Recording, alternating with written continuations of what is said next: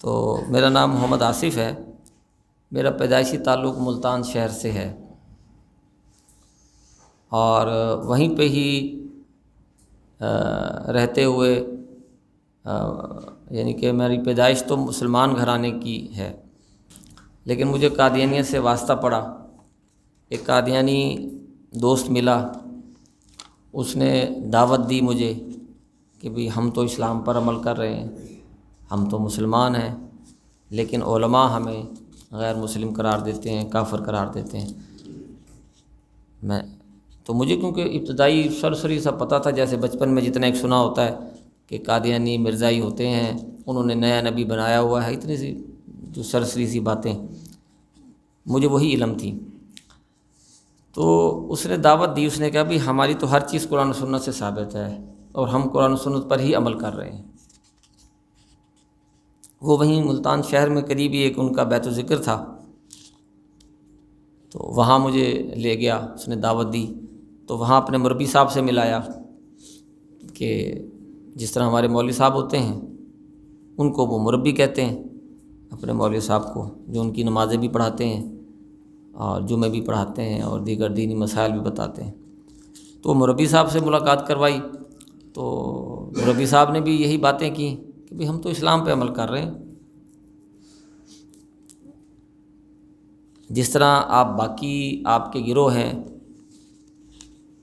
ایک دوسرے کو کافر قرار دیتے ہیں، بس ہمیں بھی اسی طرح ہی کافر قرار دیتے ہیں، لیکن ہم سب کو مسلمان کہتے ہیں، ہم سب کو مسلمان سمجھتے ہیں، ہمارے نزدیک سب مسلمان ہیں لیکن ہمیں کافر کہا جاتا ہے۔ یہ اس وقت انہوں نے یہ باتیں کی۔ آپ کی عمر کیا تھی؟ جی میری عمر اس وقت ہوگی کوئی 20-21 سال، 20-21 سال ہوگی۔ یہ 2003 کی بات ہے، 2003-04 کی بات ہے۔ قادیانی جماعت کا جو چوتھا سربراہ تھا نا مرزا طاہر احمد، وہ 2003 میں فوت ہوا، تو 2003 کی بات ہے، تقریباً 3 کے آخر کی۔ آپ یونیورسٹی میں پڑھتے تھے؟ جی اسٹوڈنٹ تھے آپ؟ جی۔ تو وہاں پھر یہ اس نے دعوت دی مجھے، تو مربی صاحب نے کہا کہ بھئی ہم کلمہ تو یہی پڑھتے ہیں، لا الہ الا اللہ محمد رسول اللہ، اور ہمارا یہی کلمہ مٹایا جاتا ہے، لا الہ الا اللہ محمد رسول اللہ والا، تو یہ مسلمان اپنے ہاتھوں ہی کلمے کو مٹا رہے ہیں، اور ہم پہ ظلم یہ کیا کہ ہمیں اذان نہیں دی جاتی، ہمیں نماز پڑھنے پہ پابندی ہے۔ تو وہ مجھے پیچھے لے گیا کہ دیکھیں 1400 سال پہلے آقا کریم صلی اللہ علیہ وسلم نے جب اعلان کیا تھا، اس وقت جو صحابہ کے ساتھ سلوک ہوتا تھا، اس نے ساری منظر کشی کی کہ وہی سلوک آج ہمارے ساتھ کیا جا رہا ہے۔ صحابہ کو بھی یہی کلمہ پڑھنے پہ مارے پڑتی تھی، ہمیں بھی یہی کلمہ پڑھنے پہ مارے پڑتی ہیں۔ صحابہ کو بھی اذان دینے پہ، نماز پڑھنے پہ، عبادت کرنے پہ مارا جاتا تھا، ہمیں بھی آج ایک اللہ واحد کی عبادت کرنے پہ ہی مارا جا رہا ہے۔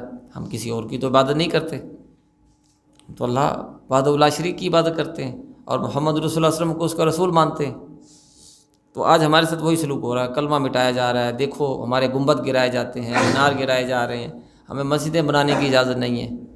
یعنی اس نے خوب اپنی مظلومیت کا رونا رویا، تو میں بھی متاثر ہوا کہ یار یہ تو بڑا ظلم ہے، نماز پڑھنا چاہتے ہیں، وہ نماز کسی کو نہ پڑھنے دی جائے، وہ عبادت کرنا چاہتا ہے تو عبادت کرنے سے روکا جائے، ظلم ہے۔ اور کلمہ بھی اگر وہ لا الہ الا اللہ محمد رسول اللہ پڑھتے ہیں تو اس سے کسی کو روکنا، یہ تو بات ٹھیک نہیں ہے۔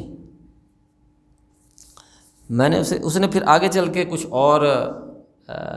کچھ آیات مبارکہ پیش کیں، اور عیسیٰ علیہ السلام کی وفات اور دیگر ایک دو اور۔ میں نے کہا جی میں تو عالم نہیں ہوں، میں نوٹ کر لیتا ہوں، تو میں علماء سے اس کی تحقیق کر کے پھر آپ کو بتاؤں گا، کیونکہ مجھے تو پتہ نہیں، میں تو پہلی دفعہ سن رہا ہوں۔ میرے لیے تو بڑی حیران کرنے والی بات، اسی وقت نماز کا وقت بھی ہوا، غالباً ظہر یا عصر کی نماز کا وقت، انہوں نے اسی طرح نماز بھی پڑھی جس طرح ہم پڑھتے ہیں۔ میں نے کہا یہ کیا، یہ تو کیسے کافر ہیں یہ جو نماز بھی پڑھ رہے ہیں، عجیب کافر ہیں، انہوں نے بھی نماز پڑھی ہے اور اسی طرح ہی پڑھی جس طرح ہم پڑھتے ہیں۔ تو میرے لیے اس وقت کی باتیں بڑی حیران کن تھیں۔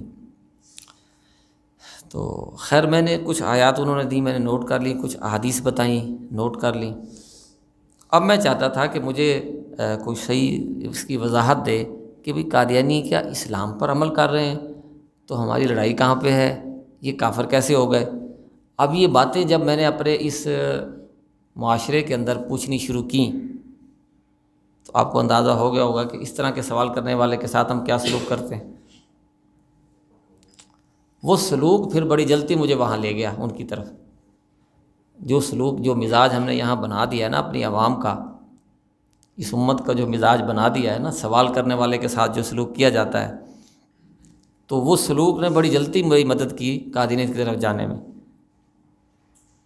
جس سے سوال پوچھتا وہ آگے سے گالیاں نکالنا شروع کر دیتا، برا بھلا کہنا شروع کر دیتا، تانے اور رونے پیٹنے شروع کر دیتا کہ قادیانی سے ملا ہے، یہ تو حرام ہے ان سے۔ تو بھائی میں نے کہا میں مل کے آ گیا ہوں، مجھے تھوڑا سمجھاؤ تو صحیح، سمجھانے کی طرف نہیں آنا، وہ کیونکہ خود نہیں پتہ، واویلے کرنے۔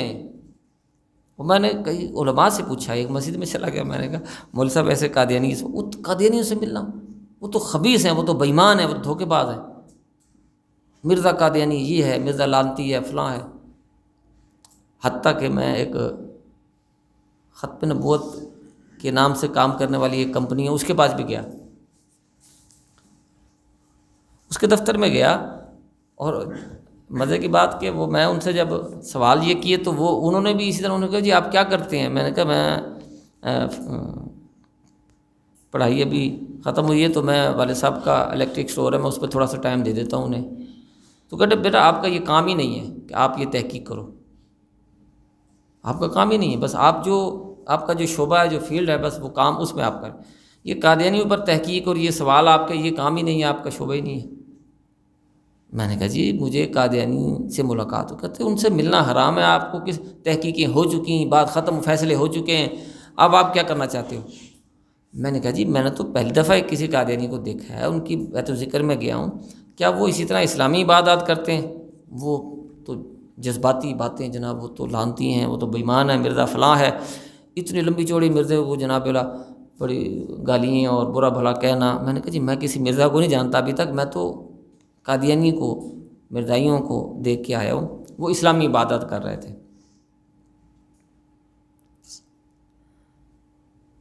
لیکن پھر وہی باتیں، مخالفت، حتیٰ کہ وہاں اس دفتر میں یہ بات پھیلا دی گئی کہ بھی کوئی قادیانی ہمیں تنگ کرنے آتا ہے۔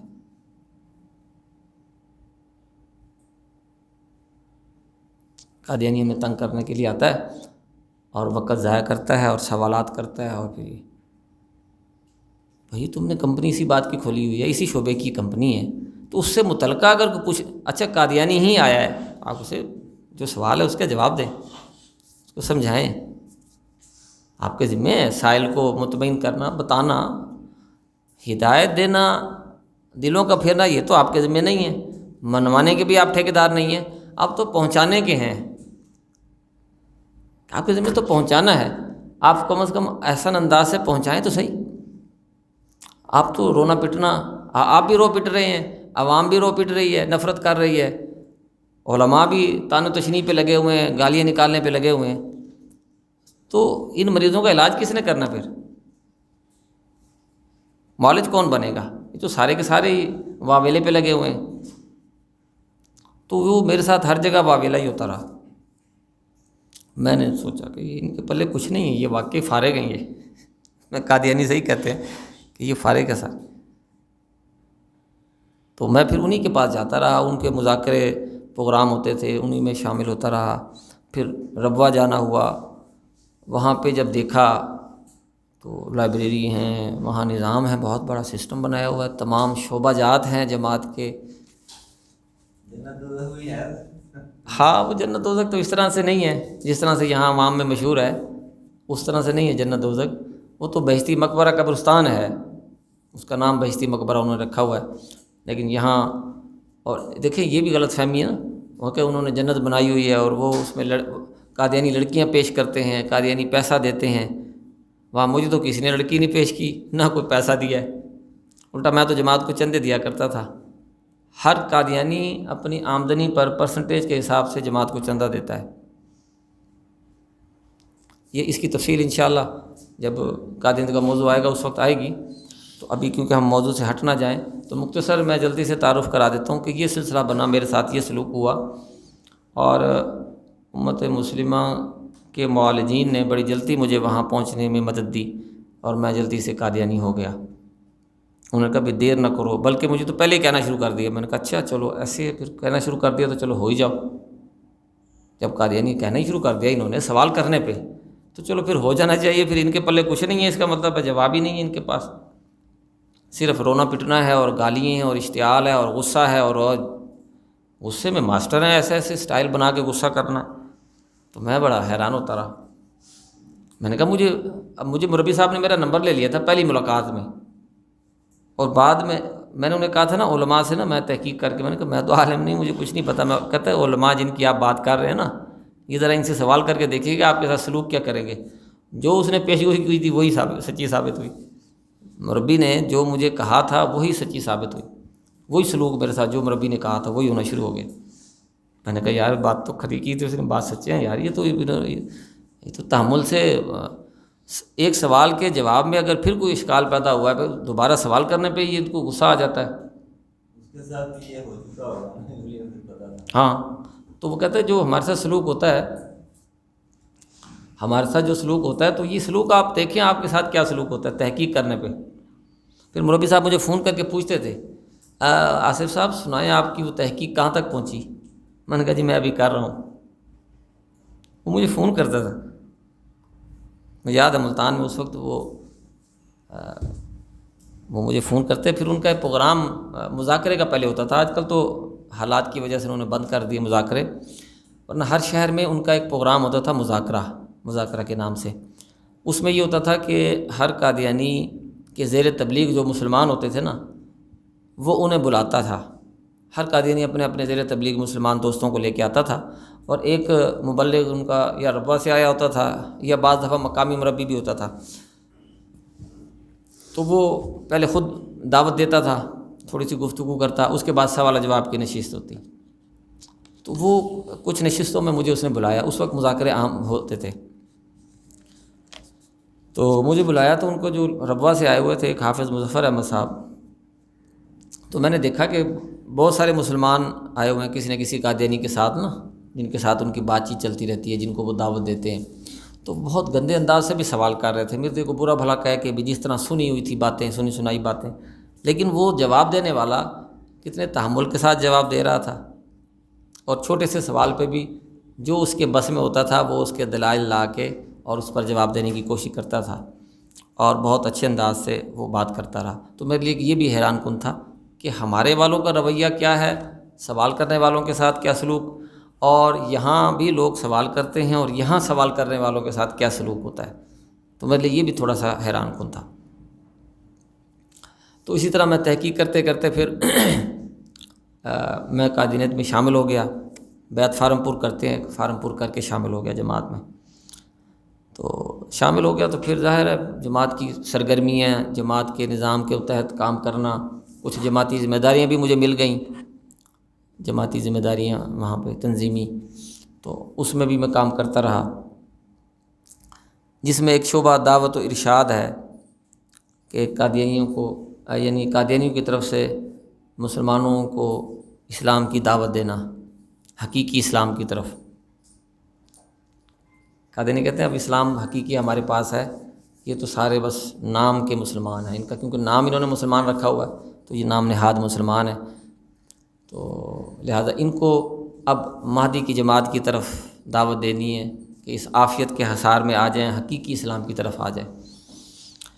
تو یہ جو درندے بن چکے ہیں، یہ جو بھیڑیے بن چکے ہیں، یہ جو خونخوار بن چکے ہیں، تو ان کو امن کی طرف لایا جائے، ان کو ہدایت کی طرف لایا جائے۔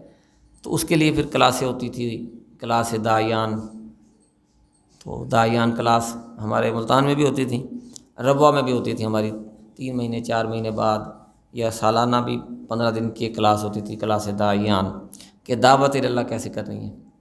تو یہ اٹینڈ کرتے رہے داعیان خصوصی میں، پھر کچھ لوگوں کو، مسلمانوں کو تبلیغ بھی کی، کچھ بیعت کر کے شامل بھی ہو گئے، قادیانی بھی ہو گئے کچھ لوگ، چلتے رہے 2009 میں قادیان گیا سالانہ جلسے پہ، تو وہاں 15 دن رہے ہم۔ اس دوران بھی مجھے کچھ باتیں اللہ نے دل میں ڈالیں کہ تحقیق اس انداز سے بھی کرنی چاہیے کہ جسے امام مہدی مانا ہے اس کی اپنی کتابیں تو پڑھنی چاہیے۔ تو میں پھر واپس آیا تو 2010 میں نے کتابیں لیں، روحانی خزائن مکمل لی. کچھ کتابیں 2-3 تھیں میرے پاس جلدیں، تو مکمل روحانی خزائن 23 جلدوں پر ہے، وہ میں نے مکمل لی یہاں سے ربوہ سے آ کے، وہ پڑھنی شروع کی کتابیں جو اردو والی ہیں زیادہ تر. اور وہ کتابیں پڑھتے پڑھتے پھر اس میں کئی جگہ نشانات میرے لگے، کوئی باتیں سمجھ نہ آئیں، پھر پوچھنی شروع کی. تو یہ ایک لمبی تفصیل ہے، کچھ باتیں آہستہ آہستہ گفتگو کے درمیان بھی آتی جائیں گی کہ یہ بات آپ کے لیے یعنی کہ اس وقت بڑی آسان ہو جائے گی. تو مختلف انداز سے میں نے تحقیق کی. ایک تو مرزا قادیانی کی اپنی تحریریں میرے سامنے آئیں، پھر ان تحریروں کے اندر جو اس نے خود معیار قائم کیے تھے اپنے سچا ہونے کے لیے، ان کو جب پرکھا، اور پھر جو اس نے دعوے کیے کہ میں مہدی ہوں، میں مسیح ہوں، مسیح موعود ہوں، جو اس کے دعوے کیے، وہ جب دوبارہ میں نے 2010 سے یعنی کہ 2009 کے آخر سے بلکہ 10 کے شروع سے تحقیق شروع کی دوبارہ. ایک کچھ حوالہ جات میرے سامنے ایسے آئے مرزا قادیانی کے، جس کی وجہ سے مجھے شک گزرا کہ نہیں، اچھی طرح تحقیق کر لینی چاہیے. اصل میں ہمیں جو یہاں عوام میں تصور دے دیا گیا ہے نا کہ جو بگڑتا ہے نا وہ شاید قادیانی ہوتا ہے، نہیں، یہ ہر ایک کے لیے یہ تصور ٹھیک نہیں ہے. مثلا اب وہاں وہ دیکھیں نا، نمازیں، عبادات، قرآن، سب چیزیں تو وہی ہیں، بلکہ تہجد کا ذوق ہے وہاں پہ بہت زیادہ. قادیانیوں میں تہجد کا بہت زیادہ ذوق پایا جاتا ہے، راتوں کو اٹھنا، رو رو کے دعائیں کرنا، سجدوں میں دعائیں کرنا. تو یہ نہیں کہ ہاں عوام میں جو ہم نے پھیلا دیا ہوا نا، اس کی وجہ سے کئی لوگ ہمارے پاس بھی آتے تھے، کئی نوجوان آئے کہ ہم اگر احمدی ہوں، ہم اگر قادیانی ہوں تو سنا ہے ویزا وغیرہ مل جاتا ہے. میں نے کہا یہ کوئی ٹریول ایجنسی نہیں ہے کہ یہاں کو ویزے ووزے ملتے ہیں. تو ہم نے نا اصل میں قادیانیت کی ایک فرضی شکل پھیلا دی. آج بھی یعنی روزانہ کی بنیاد پر یہ مسئلہ پیش آتا ہے، ہر روز. کل بھی ایک نیا کیس میرے پاس آیا ٹیلی فون پہ کہ ایک قادیانی خاتون تھی، اس سے میری بات چلی، اسلام آباد کی تھی. تو وہ اس سے کل 2-3 گھنٹے ہی ایسے گفتگو ہوئی ٹیلی فون پہ ہی، پہلی مرتبہ ہی بس. ایک کسی آدمی نے کرائی، کسی کے ذریعے سے اس کا تعلق تھا. تو سب سے بڑا جو رونا تھا وہ یہی رو رہا تھا کہ ہمارے متعلق جو باتیں پھیلائی ہوئی ہیں یہ کیا سچ ہے؟ میں نے کہا نہیں، جھوٹ ہے، یہ غلط ہے، یہ غلط فہمی ہے اس میں. مثلا جنت جہنم کا تصور تو یہ بہشتی مقبرہ ہے، یہ وہ جب اسے بتایا میں نے، اکثر جگہ یہی صورتحال پیش آتی ہے. وہ کہتے ہیں کہ ہمارے متعلق جو باتیں پھیلائی گئی ہیں یہ جھوٹ ہے کہ نہیں.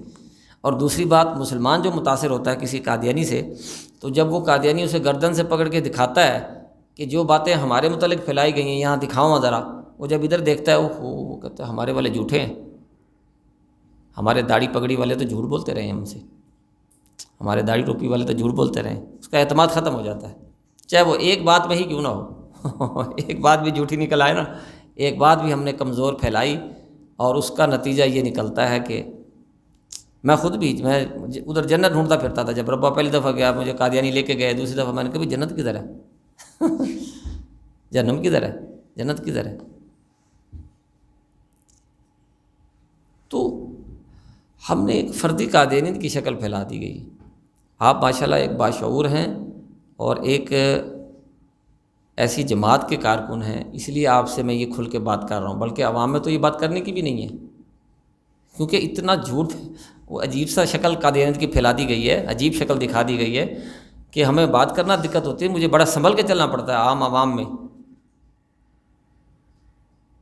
کہ وہ ہمارے بزرگ اکثر کہتے ہیں کہ وہ سنبھل کے چلتے ہو، ورنہ یہ تو یہی شک کریں گے یہ وچ گل کچھ ہو رہا ہے، یہ وچوں کچھ ہو رہا ہے، یہ وچوں کچھ ہو رہا ہے. اللہ کے بندو، ہم کسی فتنے کو گہرائی سے سمجھنے کے بجائے یعنی جھوٹ کو اتنا پھیلایا. بلکہ کل میں ایک حدیث مبارکہ میری نظر سے گزری کہ یہ جو فتنوں کا دور ہے نا، آقا کریم صلی اللہ علیہ وسلم نے فرمایا کہ میری امت پر ایک وقت آئے گا کہ اندھیری رات کی طرح فتنے چھائے ہوئے ہوں گے، اندھیری رات کی طرح فتنے چھائے ہوئے ہوں گے. اور اس کا نتیجہ کیا ہوگا؟ ایک شخص صبح کو مومن ہے، شام کو کافر ہوا ہوگا، شام کو مومن ہے، صبح کو کافر ہوا ہوگا۔ یہ مسلم شریف کی حدیث مبارکہ ہے کہ فتنہ ایسا خطرناک چیز ہے، ایسی ہولناک چیز ہے کہ ایمان کو تباہ کر دیتی ہے، اور آدمی کو پتہ ہی نہیں چلتا، خبر ہی نہیں لگتی، اور پیمانے بھی الٹ ہو جائیں گے۔ وہ علامات قیامت میں ہے نا ایک جگہ کہ وہ لونڈی اپنی مالکن جنے گی، اس طرح کی علامات ہیں۔ تو اس کا مطلب مجھے تو یہی سمجھ میں آیا کہ پیمانے ہی الٹ جائیں گے، یعنی کہ جھوٹ کو جناب اللہ سچ قرار دے دیا جائے گا، اور سچ کو جناب اللہ جھوٹ سمجھا جائے گا۔ تو یہ اس طرح کا مسائل ہیں۔ ہم نے ان فتنوں کو گہرائی سے صحیح سمجھنا ہے۔ صرف نفرت تو عوام میں پیدا کر دی بہت زیادہ، نفرت پھیلانا، نفرت پیدا کر دینا کوئی اصل کام نہیں تھا۔ اصل کام ہے فتنے کی گہرائی سے واقفیت کرانا کہ یہ فتنہ کتنا گہرا ہے، اور پھر اس سے حفاظتی تدابیر کیا اختیار کی جا سکتی ہیں، اور پھر جو معالج بننا چاہتے ہیں وہ کس طرح سے اس کا علاج کریں گے اس فتنے کا۔ جو دائی بننا چاہتے ہیں، معالج بننا چاہتے ہیں کسی بھی فتنے کا علاج کرنے کے لیے، ان کے اندر کیا کوالٹی کیا خصوصیات پیدا ہونی چاہیے تاکہ وہ ایک اچھے معالج بن سکیں، ایک اچھے دائی بن سکیں۔ ہم نے کرنے والے یہ کام تھے۔ میں علماء کی مجلس میں اکثر یہ گزارش کرتا ہوں، جہاں علماء سے اکیلے علماء مخاطب ہوتے ہیں، یا بعض مدارس کے اساتذہ کی محتمم حضرات کہتے ہیں کہ ہمارے اساتذہ کی یہاں آپ ٹریننگ کریں، ان سے جب مخاطب ہوتا ہوں تو میں کہتا ہوں کہ بھئی آپ تو معالج تھے، آپ تو معالج بننا ہے آپ نے۔ طلباء سے بھی بات ہوتی ہے تو میں کہتا ہوں آپ نے مستقبل کا معالج بننا ہے۔ معالج مریض کو تانے دینا شروع کر دے، اس سے لڑائی شروع کر دے، اس سے غصہ ہونا شروع کر دے کہ تو زخم اتنا خراب کر کے آیا، چل بھاگ جائے، سے دفع ہو جا۔ نہیں بھائی، وہ تو اب خراب کر کے آ گیا زخم، اب آپ نے تو اس کا علاج کرنا ہے۔ وہ اپنا عضو خراب کر بیٹھا ہے لاپرواہی کے ساتھ، خود ہی لاپرواہی کر کے، تو آپ نے تو علاج کرنا ہے اس کا۔ تو آپ نے اس کو مرنے کے لیے چھوڑ دینا کہ جا اب نکل یہاں سے؟ نہیں، آپ کے جہاں تک بس میں ہوگا آپ اس کو مصنوعی سانس دو گے، جہاں آپ کے بس میں ہوگا آپ اس کی پریشر دو، کچھ نہ کچھ کرو گے اس کے ساتھ کہ یار سانس اس کا بحال رہے۔ معالج کا تو یہ غم ہوتا ہے کہ اپنے مریض کو آخری دم تک بچانا، آخری وقت تک بچانا، بچانے کی کوشش میں لگے رہنا، معالج کا یہ کام ہوتا ہے۔ تو اس لیے قصہ مختصر کہ یہ ایک لمبا سفر تھا جو کر کے پھر اللہ رب العالمین مجھے 2012 میں واپس لے آیا۔ 2012 میں واپس آیا، چھوڑی میں نے احمدیت۔ تو جب چھوڑنے کے بعد پھر کچھ مہینے سکتے میں گزرے میرے کہ یہ قادیانی کچھ اور کر رہے ہیں، مسلمان کسی اور کام پہ لگے ہوئے ہیں۔ چند ماہ میں بالکل سکتے میں رہا کہ یہ ادھر والے کچھ اور کر رہے ہیں، وہ کچھ اور، وہ قادیانی ان کی فکر میں لگے ہوئے ہیں، ان کے لیے غم کھا رہے ہیں، ان کے لیے وسائل خرچ کر رہے ہیں۔ ہر قادیانی اپنی مالی قربانی دے رہا ہے ان کے لیے، ہر قادیانی اپنی آمدنی پر پرسنٹیج کے حساب سے جو جماعت کو چندہ دے رہا ہے وہ سارا مسلمانوں کے لیے کہ ان کی ہدایت کی فکر کی جائے، ان کو کسی طرح سے ہدایت ملے۔ وہ قادیانی میں دیکھتا تھا کہ راتوں کو اٹھ کے جو دعائیں کر رہے ہیں، تہجد میں رو کے دعائیں کر رہے ہیں ساری امت مسلمہ کے لیے کہ اللہ ان کو ہدایت دے دے، تیرے مہدی کو پہچان لیں۔ اور ادھر والے صرف ہم نفرت، گالیاں، تحریکیں، شور شرابے، یہ کیا ہے؟ یہ میں بڑا پریشان تھا۔ کئی بزرگوں کے پاس جا کے میں نے کہا حضرت مجھے نہیں سمجھ آ رہی۔ کہتے بات تمہاری ٹھیک ہے۔ میں نے کہا میرا یہ دکھ ہے کہ وہ کسی اور کام پہ لگے ہوئے ہیں، ہم کسی اور کام پہ لگے ہوئے ہیں۔ یعنی کہ جو آقا کریم صلی اللہ علیہ وسلم اس امت کو جو کام دے گئے تھے وہ تو اس کام پہ لگے ہوئے ہیں، اور یہ کام جو ہمارے کرنے والے تھے وہ ہم نہیں کر رہے۔ ہمیں آقا کریم صلی اللہ علیہ وسلم دے گئے تھے کہ فکر کرنا بھٹکے ہوئوں کی، گمراہوں کی فکر کرنا، ان کے لیے غم کھانا، ان کے لیے دعائیں کرنا، ان کے پاس چل چل کے جانا، وہ پتھر مار دیں، دھکے دے دیں، کوئی بات نہیں، برداشت کر لینا۔ یہ تو آقا ہمیں دے کے گئے تھے، ہم نے یہ کام چھوڑ دیے۔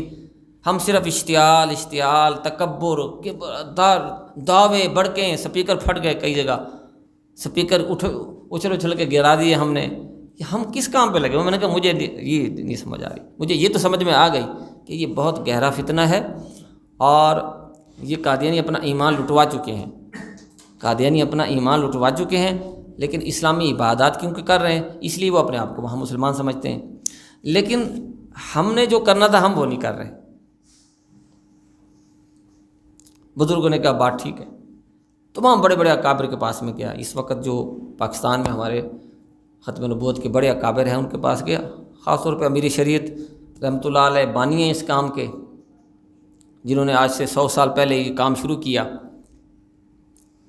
اور آج ان کی جماعت مجلس ارار کو 100 سال کے قریب ہو گیا اس محاذ پر کام کرتے ہوئے. ان کے بیٹے طالب محمد بخاری رحمۃ اللہ علیہ ابھی فروری میں ان کا انتقال ہوا، چوتھے والے آخری بیٹے تھے ان کے سامنے میں انہوں نے کہا بات تمہاری ٹھیک ہے.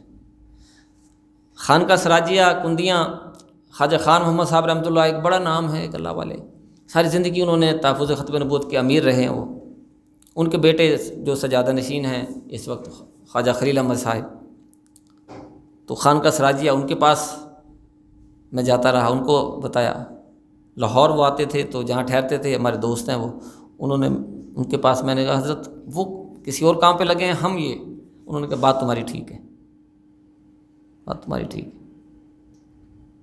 پھر ان سارے بزرگوں نے مجھے کہا کہ بھئی ایسا ہے کہ یہ تو 100 سال سے جس سانچے میں کام کر رہے ہیں نا، یہ تو اسی میں کرتے رہیں گے، ان کو تو نکالنا ذرا مشکل ہے، لیکن اللہ تعالیٰ آپ کو شاید اسی کام کے لیے واپس لے آیا ہے، تو آپ یہ کام شروع کریں.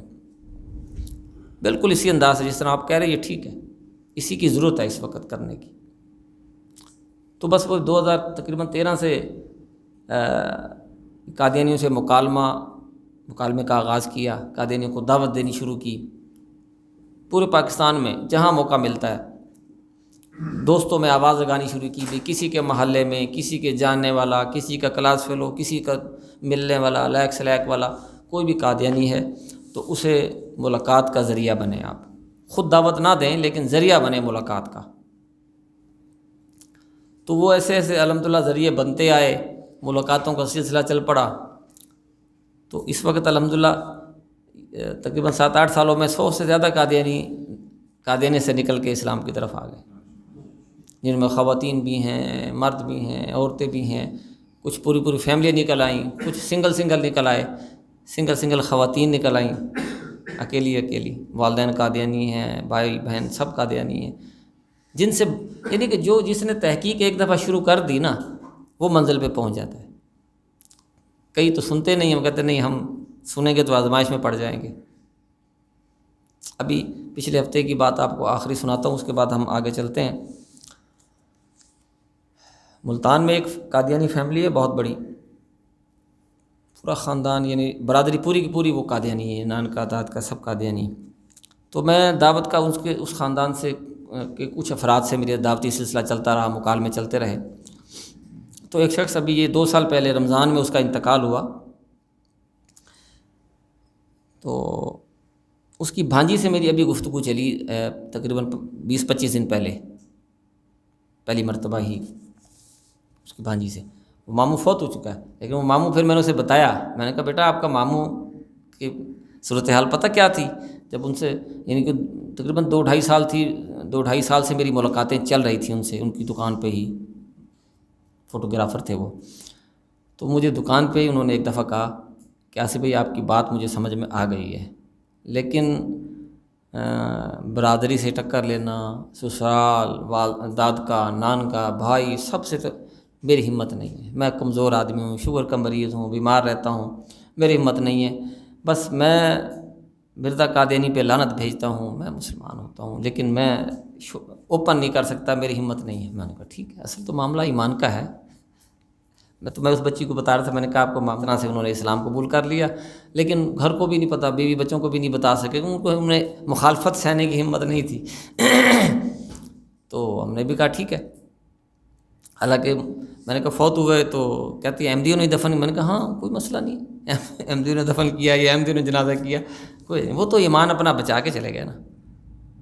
تو وہ بچی کو بتا رہا تھا، اس نے بھی اسلام قبول کر لیا ابھی نا، یہ پچھلے ہفتے. اکیلی نے کیا، ابھی اس کے والدین سارے قادیانی ہیں. تو میں نے اس کو پھر اس کے ماموں کی یہ بات سنائی. تو اس طرح بے شمار کیس ہیں، بے شمار معاملات ہیں. تو یہ میرا قصہ تھا مختصر قادیانیت میں جانے کا اور پھر واپس آنے کا. باقی تفصیل کہیں آتی رہے گی انشاءاللہ. اللہ تعالیٰ خیر فرمائے.